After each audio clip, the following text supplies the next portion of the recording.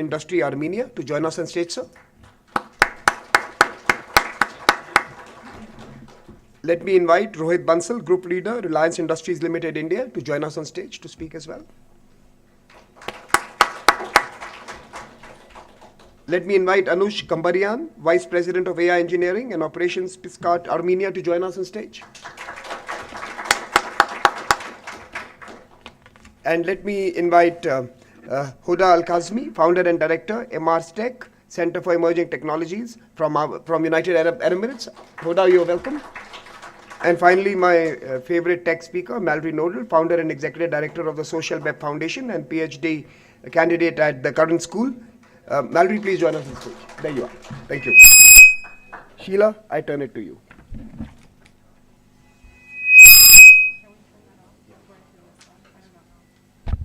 Turn this mic on. Okay, go ahead. Good morning, everybody. Oh, I'm scared now. Good morning, everybody. I'm really delighted to be here this morning with this distinguished panel of experts to talk about a topic that I don't know. Okay, okay, fine. It's going to be a very thought-provoking discussion on, of course, AI and emerging markets. If you're as old as I am, then you know how hard it is to keep up with the pace of technology advancing at a mind-boggling and unprecedented speed.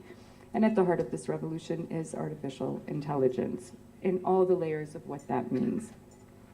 It isn't just a tool, it is a force for reshaping industries, economies, nations, societies on a global level. And the drive for AI to sustain development is huge. It offers the promise of revolutionizing traditional labor markets, creating new opportunities. Sorry, okay. Okay, I'll do it only because you told me to. Nobody else can tell me to do that. And of course, addressing some of the most pressing challenges faced by developing nations. But, of course, as a human rights lawyer, I know that great power comes with great responsibility, so we have to tackle the questions, ethical questions, privacy, security, equity, and we want to make sure that as we embrace artificial intelligence and everything that it has to offer, we don't hurt people along the way. So today, our distinguished panel of experts are at the forefront of this revolution. They're going to bring diverse perspectives from government, industry, academia, civil society, and I'm eager to hear their thoughts on how AI can be harnessed for the greater good. Let's dive into the conversation. I will start with you, Minister Hayrapetyan. As High-Tech Minister of Armenia, this issue falls squarely in your lap. As Armenia works towards best harnessing the potential of AI, how do you envision these advancements helping to position Armenia as a stronger player on a global stage, and particularly in terms of leveling the playing field politically, economically, with our neighboring countries? How can AI contribute to reducing the current imbalances in political, financial, and perhaps even military strength in the region? See, that's why that has to be turned off. Like, I knew it. Let's try. Is there something that...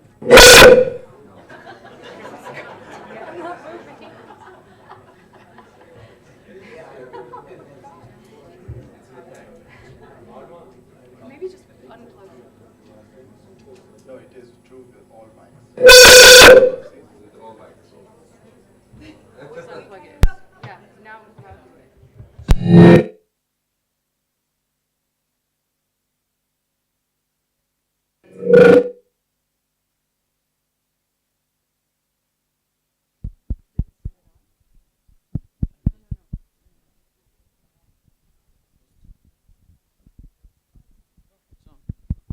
One, no.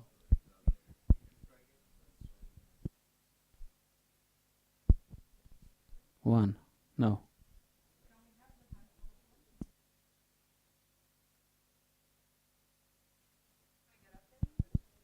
Nice work, nice work.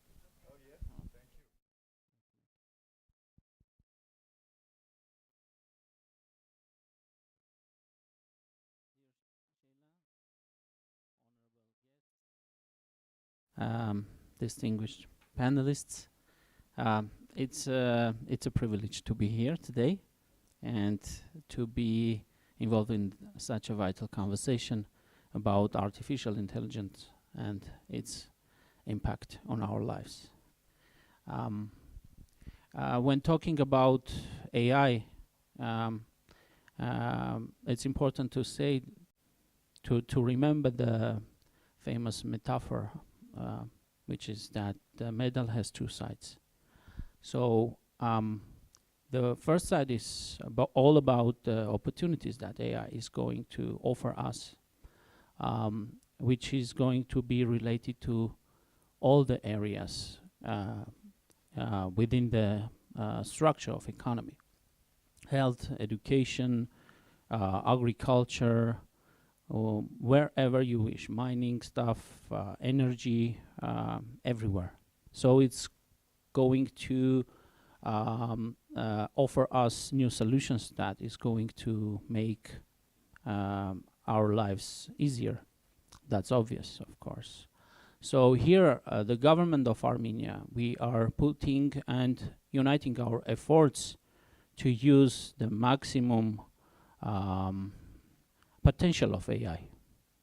But this is the first side of a medal, because you were asking how to somehow balance the powers in the region, which was not only about the political and economic side, it was also about the military stuff in your question.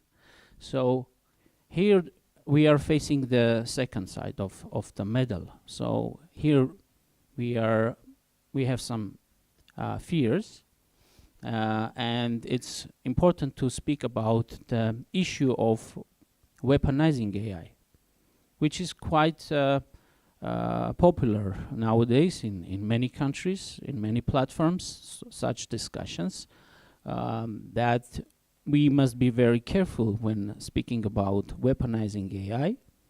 Of course, it's very attractive from one hand, but from the other side, there are many risks and challenges that AI technologies are going to bring with them for the humanity here. So this is why, starting from the last part of your question, I can say that Armenia is very much involved in many agendas and topics related to the application of the regulation of AI.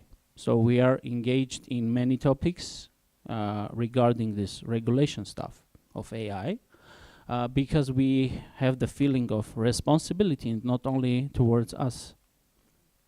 We today there, and especially it's important to speak about not allowing the monopoly of AI in one group's hand. We can realize which risks it will have.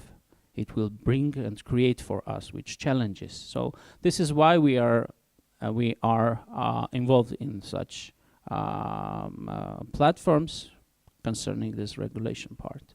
And this means that the legislative work we are going to do, we are going to initiate in cooperation with international partners. So it's an important stuff that the government is focused on nowadays. But from the other hand, as I already mentioned, it's all about the opportunities especially for the economic development for our country, which is going to support the political leadership to implement its projects, programs. So here that we are putting our more and more efforts to use the maximum potential of artificial intelligence.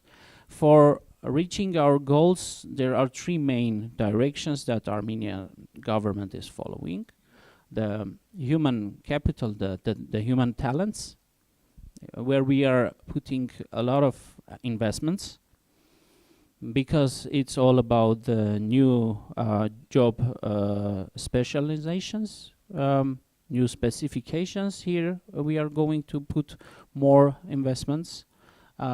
It's about the infrastructure and data. speaking about in the part of infrastructure, I can bring some example. For example, inside the Yerevan State University, we are opening AI, the first AI supercomputing center. We are starting with 72 GPUs, and we are dreaming of having more and more in the future. We are in active discussions with our international partners, with many huge corporations. We have already opened another supercomputing center at the engineering city, where the supercomputing center is supporting the machine learning, cloud computing, research in artificial intelligence, in data analysis, in astrophysics, in quantum physics, in bioinformatics. So again, those are examples that Armenian government is putting a lot of resources and investments. And speaking about that, here again we have some progress. We just finalized the draft law on public information, which is going to improve open data management and access. So trying to sum up, again, this all about the possibilities and new opportunities which Armenia is going to use as much as it is possible, for taking into account our opportunities and limited resources, of course. But the second is all about the challenges, because speaking about labor market challenges, yes, it's challenging. The fear of job displacement is quite real. And it's quite real, even if for the IT sector, which is quite advanced in Armenia, it's real for basic coding, for monitoring, for system maintenance. There are many risks for this kind of IT specialists. We do realize it, but here we are suggesting to use the helicopter view to maybe to go deeper in the context to get the answers to these questions. And to us it's simple. It's not only just a simple let's say elimination of job. It's coming to redefine them. It's definitely is going to reshape all the economy and the structure and the logic of economy. But it's also, we are following them, and it's a reality. And the government of Armenia and the many corporations, in the high-tech industry, they are reskilling, upskilling workforce in Armenia, to ensuring ourselves that our people, our society is ready for the new, for the future technologies. And it's very important to ensure ourselves that the society of Armenia is not going just to become a participant in these processes, but the leaders of the new technologies, AI future. So, but the second thing, just finalizing and trying to sum up, is that Armenia, logically, we are very much. It's about careful consideration and deliberation, because when we speak about defense industry, military industry, as I already mentioned, there are a lot of risks that we are taking into consideration. We have to take into consideration. So here we are kind of, let's say, conservative. Of course, discussing the possibilities of bringing new technologies into military industry, but we have some fears. There are some risks and challenges which are obvious, and we are thinking twice or 10 times more before making important decisions. Thank you.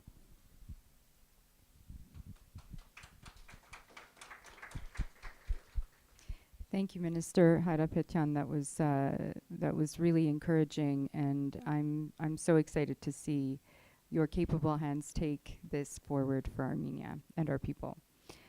I'll move over to Rohit. You work at Reliance Industries, which is one of India's largest conglomerates, with diversified interests in energy, petrochemicals, telecommunications, and retail. Given Reliance's significant role in driving India's economic growth and technological innovation, how do you see the advancements in AI contributing to India's strategic positioning on the global stage? And in what ways can AI help India bridge any gaps in political and economic influence with other major powers? And what role do you see for AI in enhancing India's overall competitiveness and strength in the international area? And the answer can't just be that India is already the strongest. For that, I need the minister's help. Okay, I'll get yours. Good morning. It started again?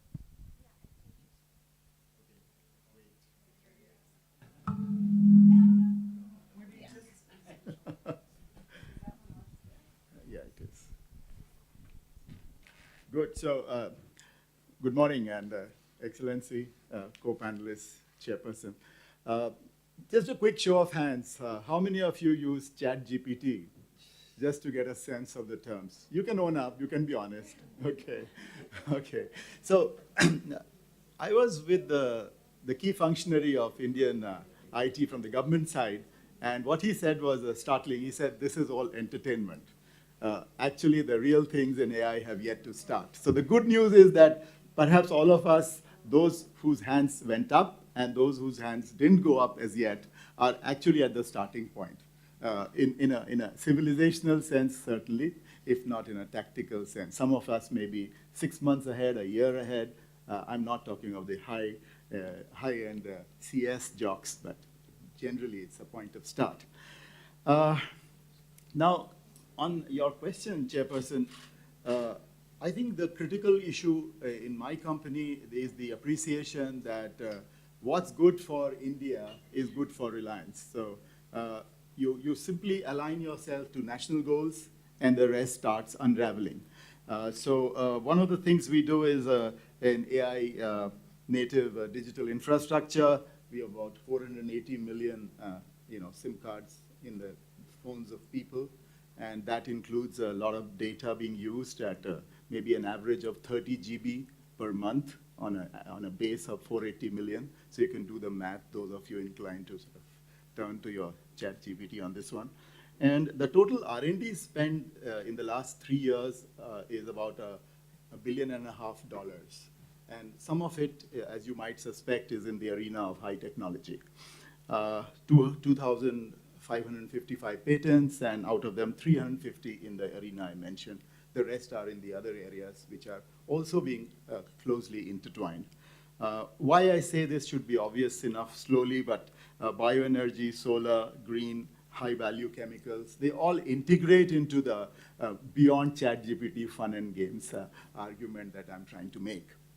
Our patents in 6G, 5G, AI, LLMs, and AI deep learning hopefully will start talking to each other, and for the benefit of not just Reliance, but India and the larger part that I will allude to in a few moments around the India AI mission and the GPAI, which is, of course, as some of you might know, a global partnership on AI in which India was the chair. A turnover of 120 billion is what we represent, and EBITDA of 21 billion, and about net profit of about 9.5. What does it lead to? It leads to a merchandise export of 8% of total India's merchandise exports. And last statistic to pay for my supper, which is 8% of India's merchandise, $22 billion worth of taxes in a year. So that's a bit of this. Now, what it leads to is a business called Jio, Reliance Jio, which has, on a standalone basis, it is the 12th largest company in India already on telecoms and digital alone. And we see ourselves as a digital company, not just a mere telecom company. And it's about 12 billion on its own feet. Now, what's the potential, therefore, to connect say, 1.5 million schools to high-speed internet, Excellency, 70,000 hospitals, a million and slightly more, 1.2 million doctors. This all leads up to the non-fun and games part, which is fundamentally around the pillars of health, which is diagnosis, prediction, entertainment, personalization at that, retail, the optimization of the supply chains, agriculture on weather predictions, crop, soil health, and so on and so forth, education, which is personalization, etc. So the idea, therefore, in Reliance, as Chairman Mukesh Ambani said about less than 15 days back at the annual general meeting, is that a geo cloud, a cloud which has 100 GB of space for each of the 480 million consumers, will be perhaps the foundational principle around which computational ability and service to the cause of each person. And these are not just rich people, these are ordinary people all over the place who will very shortly around Diwali have this sort of computation power and cloud power. So, which brings me to the India story, where the India part is around an India AI mission. And the India AI mission is pretty much inclusive. The name is India, but I think everyone's invited. We have recently hosted the GPAI, as I mentioned. And for those of you who don't know about Indian AI mission, it is under the Ministry of Electronics and IT of India. And we are looking at a computation capability of 10,000 GPUs. And in the case of Reliance, our data centers and processing capacity will be fueled entirely by green energy, because we also have the energy complex just next door in Jamnagar in Gujarat. So back to India, the larger part, which was good for them, for the country is good for us. So the computation capacity, ladies and gentlemen, the innovation center, which includes indigenous LLMs, and we can talk a little bit more if Sheila so chooses, around indigenous LLMs, which are pretty important to stay away from what is already capturing the global attention of friends across the Atlantic. Domain-specific foundation models. We are also looking at data platforms in the India AI mission and future skilling, because I think personally, AI for $1 billion is a very worthwhile cause to have. Because otherwise the gap will only accentuate between the haves and the have-nots and will create tremendous problems. Minister alluded to jobs going awry. There is research in, among others, MIT, which is arguing that the lower down jobs will stay. The upper guys will also come in with their context and their erudition. It's the middle level jobs which might be in serious danger. So how do you therefore pull up people right at the bottom of the pyramid with computational power, with the data and ubiquity at that? Indian data is 10% of the rates at which the West gets their data. So how do you pull up the entire bottom layer up and then equip them with skills which potentially are a big mission by themselves? And last but not the least, the startup financing, safe and trustable AI and app development. So these are the 7 pillars. I encourage you to just type the agenda of the India AI mission to just get a sense of where the country is. And there is through the GPAI, India has tried to involve the 41 odd partner countries that are already there, and the party has just begun. So cross-sectoral applications of real-time usage in, say, for example, a farmer, how can he use the tools which are embedded with the relevant technology which can potentially make them much more productive is the game, and not necessarily just little queries which Google has been giving us all this while. And as a struggling researcher, Sheila, I must mention here that AI can hallucinate significantly. It can generate citations which don't exist. So it's very, very important to realize that hallucinations and fake can also go up significantly with AI.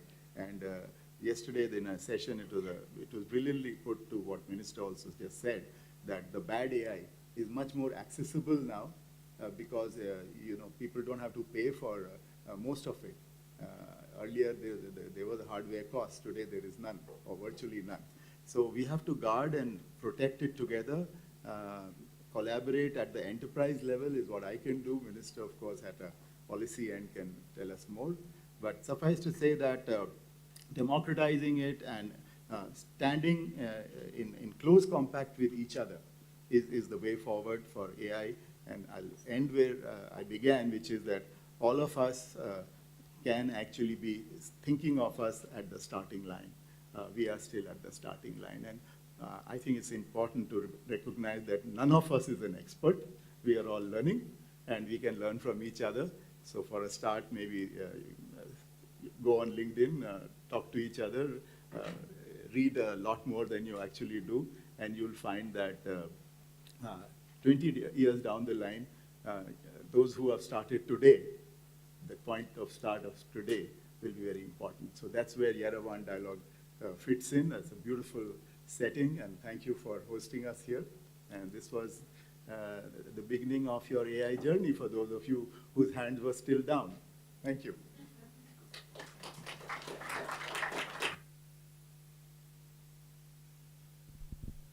I was trying to remember the most recent AI hallucination that I came across but I couldn't remember it. I just remember laughing out loud and thinking, we really need to be careful when we rely too much on ChatGPT. Thank you, Rohit. That was really, really insightful and helpful. And the numbers that you deal with, the scales that you deal with in India, and it just like, I can't wrap my head around them. So. Anush, we move on to you. Pixart, our unicorn, right? Armenia's one of many, or one of the only one, the first one, has become a global leader in the creative tech space and leveraging AI to empower millions of users worldwide. Given your experience at the intersection of artificial intelligence and creativity, how do you see artificial intelligence transforming not just industries, but also just how the way individuals express themselves and engage with digital content? What unique challenges and opportunities do you encounter when integrating AI into a platform that serves such a diverse and creative global community?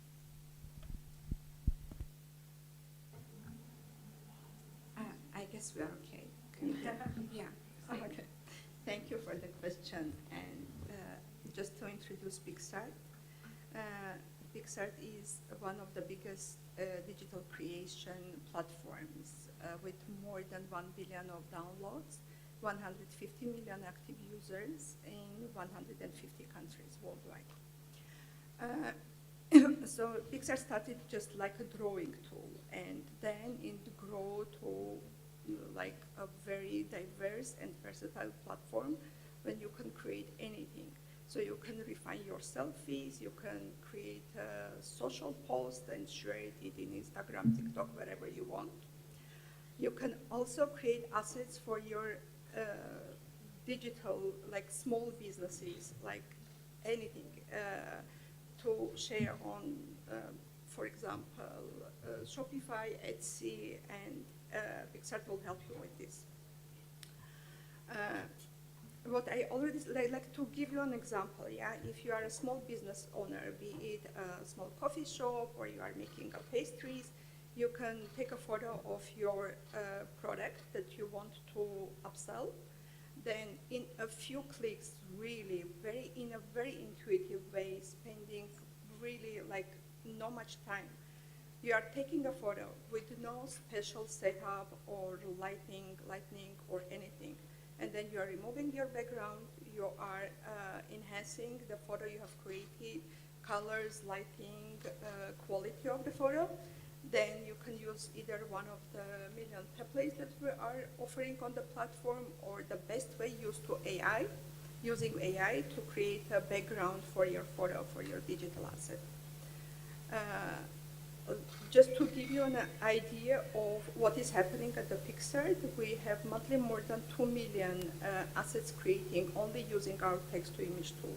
So when you enter a prompt and you are generating an image based on your wishes, understanding. So all the AI tools that I can mention that exist now in Pixar, text-to-image, text-to-video, image-to-video, background removal, background creation, and many more. They allow you to enhance your creativity. So no more, you do not need a professional to create an asset for you. You just in several clicks can do that. Also, it gives you an opportunity to make a process, like if you have several products, not to spend time on each of them, but make a batch processing and post it wherever you want. So the main thing that AI, like Pixar was already on that way, but what AI tools brought to the platform, this is making AI accessible, making creation process accessible and intuitive for everyone. So you can unleash your creativity, you can use the tools, you can try whatever you want without really spending a lot of hours of learning how these tools work on making a professional edit or something else. So this is mainly how we're using the platform. Coming to your next question, so what challenges we see there? Like I will name a few. First of all, diverse cultural contexts and sensibilities. So AI models are not yet ready to understand what is this fine distinction between the subcultures, between the prompt you are entering and results you are waiting. So this is the first one. The second one is, of course, safety and security. So we are not yet reached, but like you can use AI tools to generate something really, really very beautiful and something really ugly that can be misused in whatever ways possible. And the next thing is bias. So you are training AI models and they can be biased towards the data. So actually all these challenges that I named are highly the outcome of the data, because whatever data we use for training the models, the outcome will depend on the data diversity and the data accessibility that we had for these models. The quality, the diversity, the understanding of what actually the prompt alignment, what actually user wants from us, this all heavily rely on data. Pixar is now partnering with Getty Images to create a clean model when we will not have such an issue, but for you to understand, like the quality of the models is highly dependent on the amount of data. And if you take like a clean model based on some limited, even if these are millions, data compared to the models trained on the much vaster amounts of data that are available in the internet, so the quality still suffers, but we are working on this direction. And mainly this is it. If you have any other questions. So basically you're saying the more people use it, the better the data. The more people use it, the more feedback we get, the more data we are generating that then come back, can fill back the training data and empower the next, iteration of the model training. We will have better models. Yeah. And maybe one thing that I forgot to mention is intellectual property and copyright. So we need to understand, these are like two questions. First of all, we've created this digital art. Users somebody spent time to create a prompt, to adjust it, and to refine the output.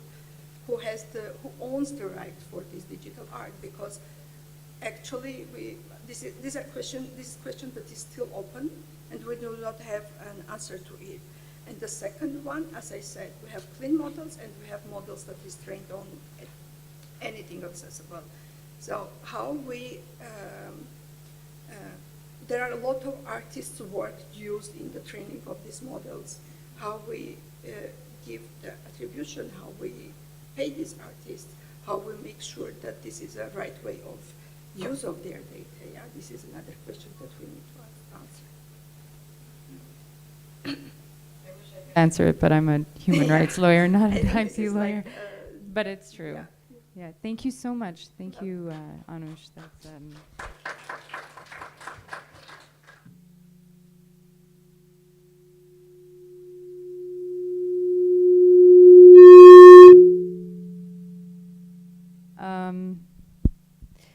Hoda, we move on to you. Is this working? No. Why? Oh, no. Okay. As a leader in both emerging tech and research innovation, you are deeply involved. Stopped again, no? Did it? No, okay. In the intersection of technology and ethics. As AI continues to advance and integrate into various sectors, what do you see as the most pressing ethical concerns that need to be addressed? How can emerging markets, in particular, ensure that AI is developed and deployed in ways that uphold privacy, security, and fairness, while also avoiding the pitfalls of bias and inequality?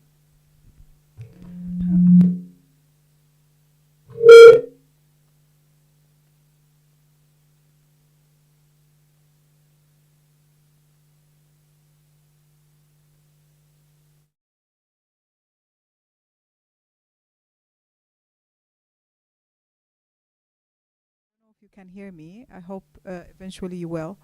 I think the major aspects here when we are considering ethics with anything, not just AI, with emerging technology cluster in general, we have to admit, I don't know how many technologists are out there in the room, but we have to admit that we're not doing our right due diligence, because the level of governance that exists out there when it comes to producing genuine stack of algorithms that are also ethically mindful is very weak. I think we tend to introduce technology that is functional, but not necessarily human or ethical. And within the lab in EmirateSec, we are trying to make sure that we bring inceptions and innovation that is quite different. So we try to, yes, build the hardware, build the software, build the algorithmic cluster, but we also care about the policy work, the regulation work that goes around it. Because let's face it, in today's world, if you have an amazing piece of technology that would change the world, if you didn't have access to market with proper regulation and proper policy, then it's a moot point. I mean, your example, Anush, is one of the striking example. Like when it comes to today's definition of intellectual property, we are still stuck in outdated notions, right? We cannot attribute the whole stack of ownership that exists within the digital space, because the lawyers and the legal system is still defining intellectual property in specific sense. To the fact that in the United States, for example, we do have certain laws and legislations that would say that AI doesn't have access to intellectual property kind of rights. And fast forward to today, when we have AlphaFold, for example, by Google, that defines the new structure of protein and structure them. Who would own those kind of a new intellectual property? Because in a human kind of world, when a scientist get to that innovation, they have acquisition of ownership, but we don't. So to me, this is like a striking part of the ethical consideration when you do a mapping, and this is one of the statistics that I constantly share to people, because I think we live in a world that people think, we don't have enough regulations on policies related to AI. In reality, if you looked at the OECD Observatory AI dashboard that they created, you have 1,000 AI regulations and policies, or over 1,000 AI regulations and policies that exist globally. Only, of course, the policy shows an interest in regulation. I think only around 25% matures to regulation level. And from those 25%, you would have in between 20% to 15% that would focus on ethical considerations. So it's such a slim kind of percentage of the overall efforts, the global efforts that we are having. But the good news that the mass of the emerging markets, the mass of technology developers who come from emerging markets keep on saying what we have heard the minister say: we don't want to be adopters of technology, we want to be creators of this technology, and we want to make sure that we're not lost in the bias, that our nonsense culture, details that exist within every kind of consortium of societies do translates into the algorithm. So this dictates a new paradigm of power when it comes to building the technology. It means that we have to start building technological solutions within this micro-economic climates, because then you would contribute to building new ventures as well. I'm so happy about AI India kind of initiative, because we collaborated with AI India on building different regulatory structures and building algorithmic fairness within the AI. Algorithmic fairness is not new. Like in 2017 and 2016, IBM and Google started initiatives around 360, I think it was called IBM 360, when they were trying to debias the algorithm. You have debuggers today. I don't know how many programmers in the room. When you program a code, you could tend to debug it to remove all kind of logical and illogical sometimes bugs from the code. But you don't have something that would remove the biases. So IBM have started that kind of movement by saying we want to remove the bias, but then it's not kind of a real-time analysis to this. So we need to have much more rigorous effort today. Just in 2023, we started, like I have a researcher in my lab who's quite happy that he has to write algorithms that are explainable, that are providing consent to users, and at the same time they have a high level of accountability. Imagine you would know, you just refer to the hallucination of the AI, right?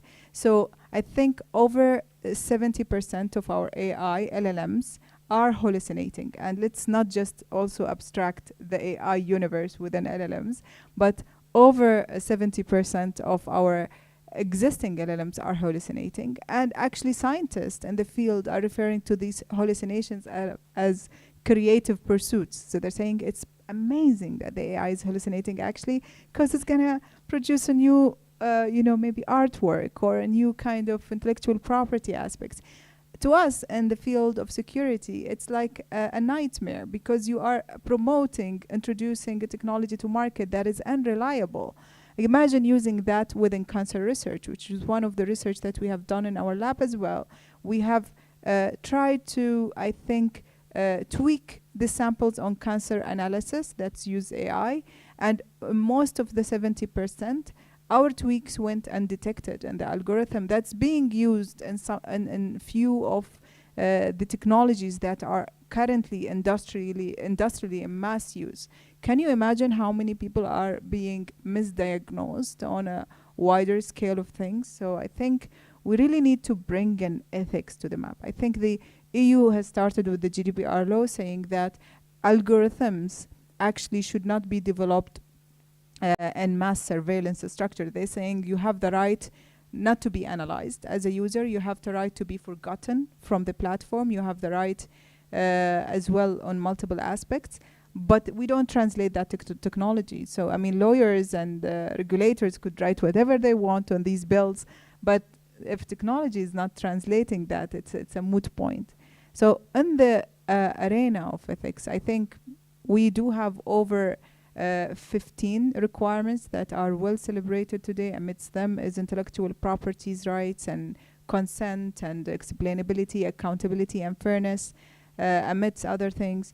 But the striking difference here that we see is that emerging markets are going to be the markets that I think would put these ethical translations into technology into the map, because they care that their languages, their culture, their ethical nonsense are not forgotten into the wider mix and not assimilated by the mass data sets that are being synthesized by the AI structures.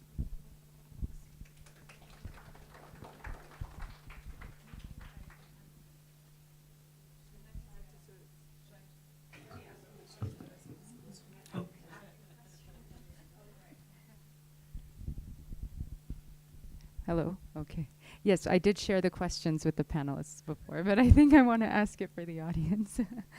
Thank you, Hoda. That was really, really insightful, and I just kept, as you were talking, I kept remembering one of the first things I learned in law school, which was that law is always catching up and always out of breath.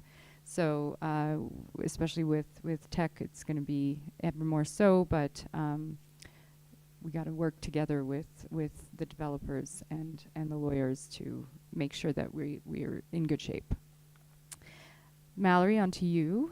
How do you suggest that we separate the durable, transformative aspects of AI from the hype? What criteria or indicators should we use to discern which AI advancements are truly impactful and which ones are more just fleeting trends? I think, oh wow, it's really loud, but it works. Yeah, no, thanks very much for inviting me to this panel. It's always a real pleasure to be part of these events, and thanks to the hosts in Armenia as well. So I am also a technologist and don't want to be the last person to go in this really, I think, uplifting and hopeful panel to shatter everyone's hopes about the promises of AI. But I do, and I also will admit that I love robots. I love interacting with new technology. So I'm very pro AI. But this, I think, is why it's so important to address the hype, actually. I think that without hyping the capabilities of the current tools or the future tools, we have a lot to be impressed by. And there's a lot of real and tangible potential. So let me get into some of that. So I guess we haven't really been living very long with the imagination of generative AI. It's been less than 2 years that we had ChatGPT, for example, on the market. And also generative images are also really rather new. I remember actually pretty vividly, I wrote a tweet when I first started using ChatGPT. I'm like, this is just 3 Wikipedias in a trench coat. Like, how could this be more impressive than like the largest collaborative knowledge project in the history of the world? That was sort of my take. I stand by that tweet, actually. But I think in other ways, though, AI is very old. I think the first academic project focused on artificial intelligence is from the 1950s. And I recently, probably before I played with ChatGPT, read this fascinating book on the history of the filing cabinet that gave me all kinds of understanding of how just data structures in general have planted this creative seed in humanity around how, if we learn and structure data, how we can extrapolate it and use it. And I mean, if we're talking about how emerging markets or governments can leverage AI, we are kind of talking about advanced filing cabinets, really, right? We're talking about, bureaucracy enhanced. This is not to say that this isn't great. Like I said, I think there's a lot to like here.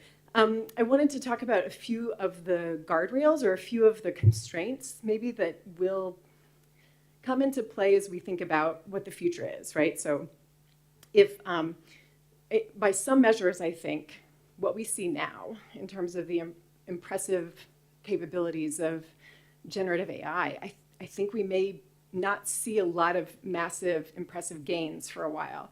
I know that's counter maybe to some people who've spoken before, but I think the reasons are very clear. One, I would just say that computing power, it does require a lot of computation that has a real impact on the environment. So whatever major advances are made, we do need to think about how that has an impact on energy consumption, on data centers globally, and that sort of thing. So that may be one constraint that we probably should impose. Another is data sources. So as has been kind of alluded to before, the way that these large models are able to work so well is when there's a lot of data. So the ones that are really impressive, like generative AI, they're really only very impressive in English, right? If people have noticed that, it's because there's a lot of English language content out in the world. It's less impressive in other languages where there's not the same volume of content in those languages. There are other examples of this. Content moderation. on social media, it's really spotty. And some of the ways in which it's really challenged is in types of content where it's not very abundant. So one example, which actually an executive from Facebook at the time admitted, was there was an active shooter video that came out of New Zealand. And so they started talking about how can we build AI detection to stop those kinds of videos from going viral. And the Facebook executive admitted that, well, I mean, we don't really have a whole lot of videos of active shooting incidents to train a model on.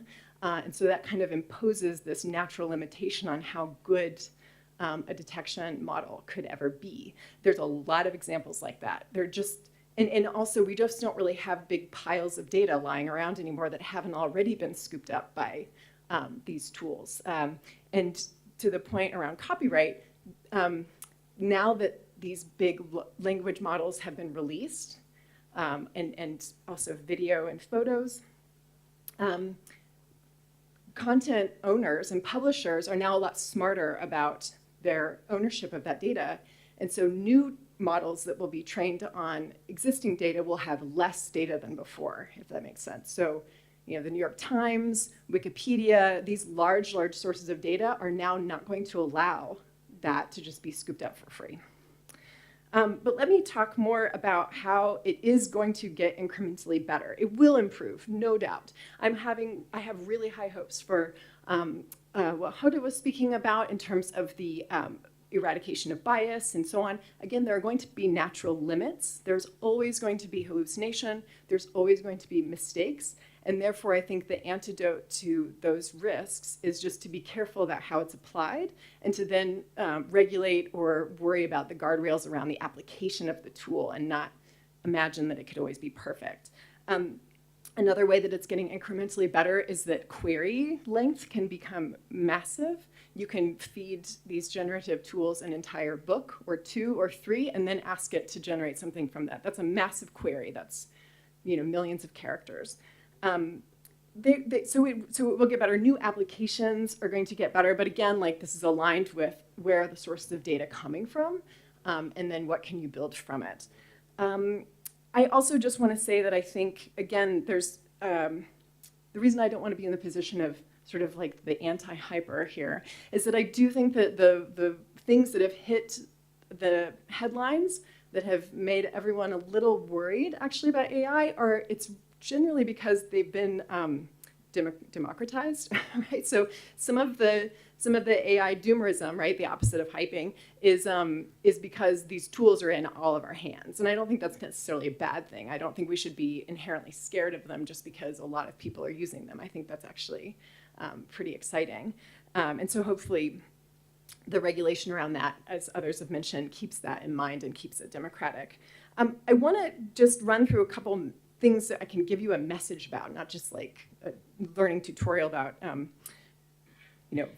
machine learning. But what I worry about the hype is that it obscures some real political economic questions. For example, having always worked in software, and one of the ways I think about AI is just it is data-driven software. It is just software, but today's software.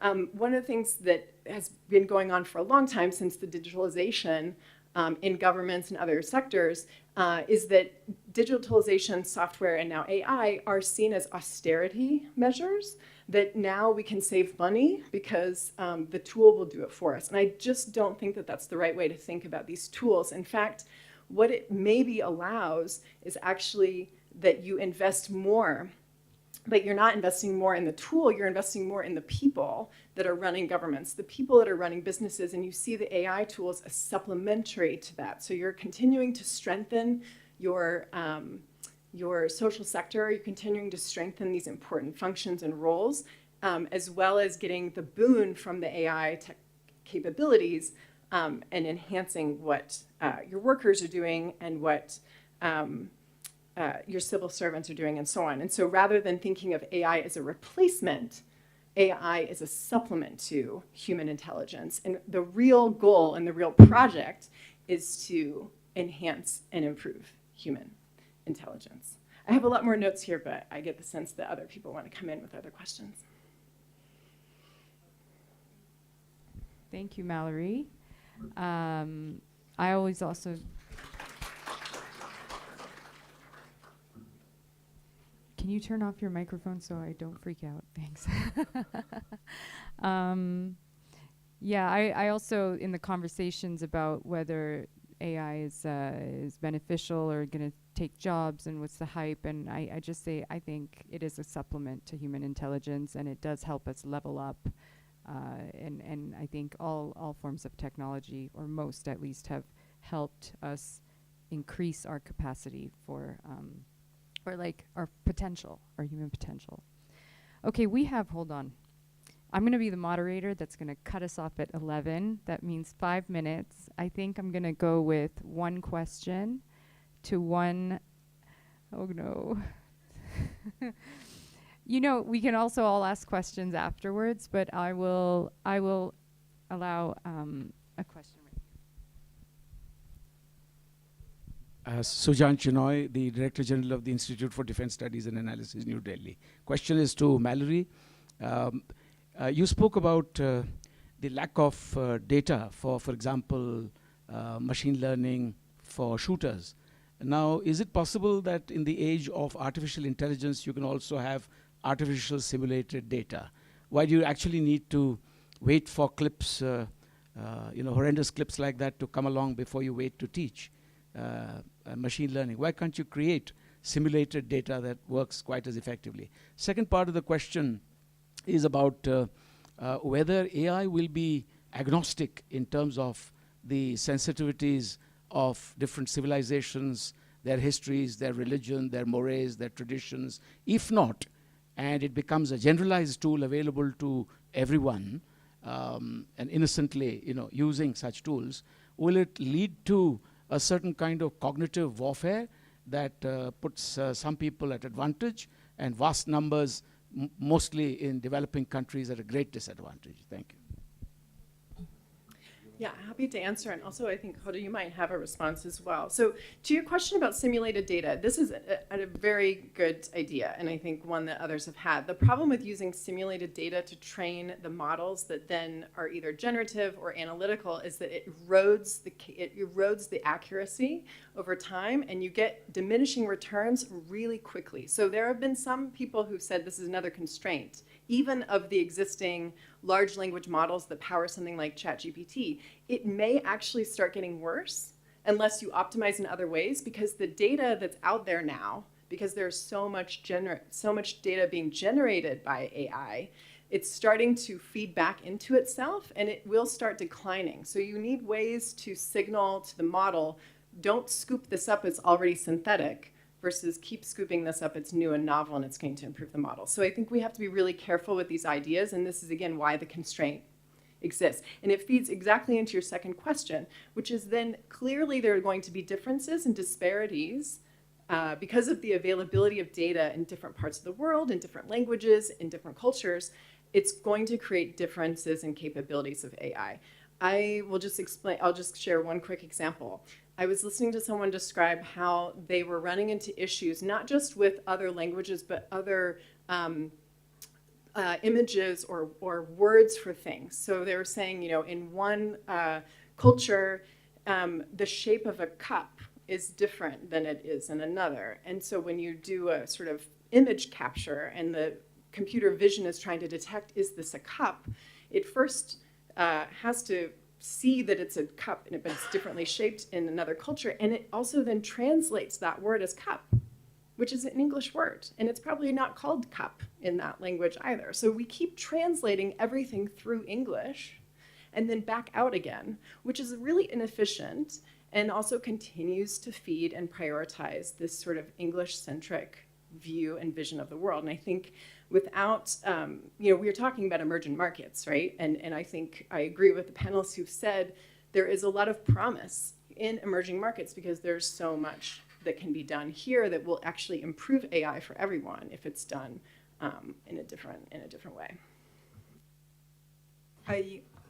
Just to add to what you have said, Mallory, I think in the lab we have different learning models for different purposes. So it depends actually on the purpose. And we don't want to assimilate a generic purpose. I think the standard machine learning algorithm is using a learning set, a fixed learning set, to generate some kind of learnings based on that. But we do have as well advanced deep learning adaptive model that you use mostly in robotic structures. For example, imagine a robot that goes into a forest not knowing the dimensions of the robot of the forest, and then they recalculate their dimensions based on the live feed of the data. Within these scenarios, like if you pre-generated data and did the assimilation, you might fail because the adaptability of the model will be really degraded. So it depends on the context, I would say, on when you simulate the data. It's not the best scenario because you tend to poison the learning model of the algorithm. And you want always your algorithm to be as realistic as possible. So again, depends on the algorithm that's being developed. Yeah.